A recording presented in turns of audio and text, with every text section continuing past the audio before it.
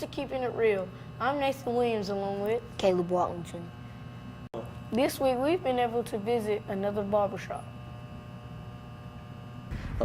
My name is Jose, and I am here with the Dunn Pal at another barbershop, and we are going to give them a certificate of appreciation. Dunn Police Athletic Activities League Award of Appreciation to another barbershop. In a recognition of your selfless service to helping youth and their families in this community, your outstanding commitment to this community which you work is to be condemned and worth this honor. Thank you, buddy. Appreciate it. Appreciate it. Thanks, sir. Corey, how often do you work at this barbershop? Well, the shop is open 6 days a week. Between the three barbers, each one of us takes a day off. So I would say 5 days out of the week, as well as Maurice and Miss Monique.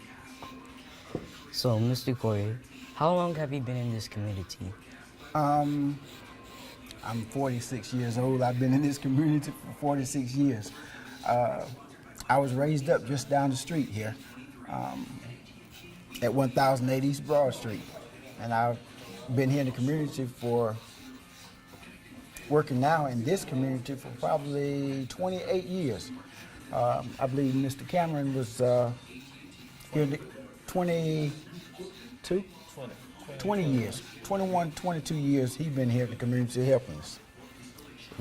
How often are you involved with this community?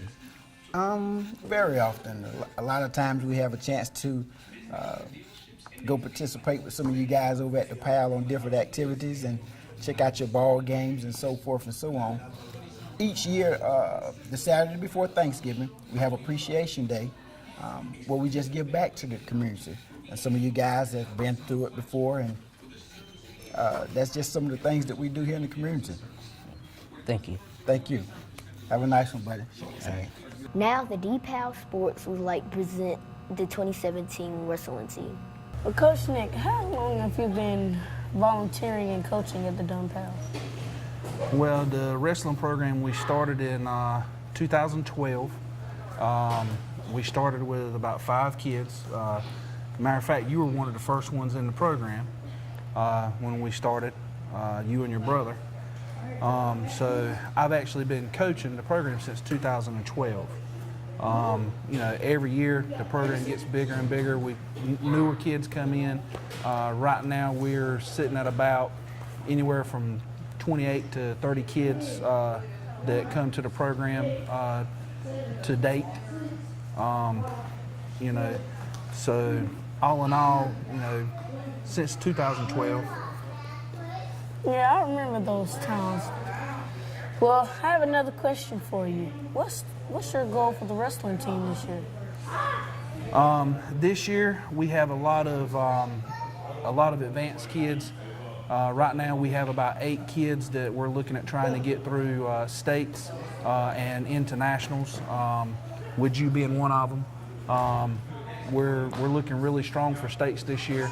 We have about 7 kids that are in their 4th year of wrestling, and a lot of them are in the 8th grade, so this will be their last year with the program with us as far as wrestling regular season.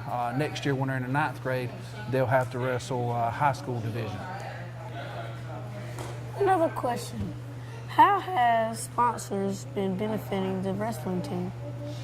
We've had every year I try to get sponsors. I go out to the local community. Most of them are small businesses. Some of them are a lot of people that I know in the community. Their businesses, they sponsor the wrestling program every year. This year we've had a few sponsors come on board this year. Not as many as we've had in the past, but they help out a great deal. They help keep the program going. They help keep us going to tournaments. Everything that comes in off of sponsors and also fundraisers. You know, we got our parent group, the Pauls. They put in a lot of time and effort into raising money for the program too. Everything that comes in, it goes toward the wrestling program for you guys to go to tournaments. It also goes toward equipment and stuff that we need for the program. Thank you, Coach Nick. That's a wonderful comment. Thank you. Now let me ask you a question. Over your years with the wrestling program, how has it benefited you? What have you learned from the wrestling program? Well, from you teaching me and all the coaches this year, I learned that anger really isn't the answer, and it teach me to calm down, like, sit on my fingers and do something that I like wrestling. I'll come and help y'all out sometimes. Like last year, I wasn't really into it until I got sick and couldn't go to nationals, but this year, I'm up top. I want to be there. So in other words, it's helped you learn how to control your anger. Yes, sir. It helps you stay in control. And that's one of the main things about wrestling is when you wrestle, it helps you learn control. You learn how to control yourself as well as your opponent that you're wrestling. So, what else have you learned? Well, that just it'll help you in life. What's one of the main things that I say in here? You don't remember? It's one of the quotes, and I've said it before. If you've wrestled, everything else in life is easy, because wrestling is hard. Right? Yes, sir. And what's the other one? Oh, You done forgot that one too, ain't you? yes, sir. You don't have to be great to start, but you got to start to be great. Right? Yes, sir. That's one of the quotes that I've put up on everything that we do sometimes. Right? Yes, sir. All right. Yesterday, we were able to meet with our PAL board president, Mr. Emmett, about why he helps PAL. Hello, I'm Lathan Emerson, and I'm here today with Mr. Emmett, and I'm going to ask him a few interview questions about the PAL. So my first question is, how do you like the PAL? Well, it's great to be here, Nathan. Thanks for coming to visit me. I love PAL. I think it's awesome. I think it's a great organization that helps kids learn and be active, and especially after school, have time to do homework and all kinds of great programs and activities. So I think it's really neat and good for the community. Mm-hmm. So I have noticed that you have asked some kids about Gandhi and taught them about it. So how do you like teaching the kids history? Well, I came up with an idea with Mrs. Teasley, who runs the after-school program, to figure out how we can talk about character and being better people, which is something all of us have to work to do. And it occurred to me that one of the more interesting ways to learn that is to learn about great people and how they lived.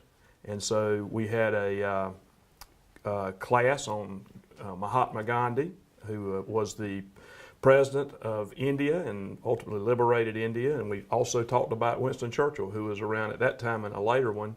And I thought it was neat to learn about them and instructive to understand the things that they were trying to do and the reasons that they did things. So, and I thought they offered kind of an interesting contrast with each other because they were different people, but they both lived at the same time.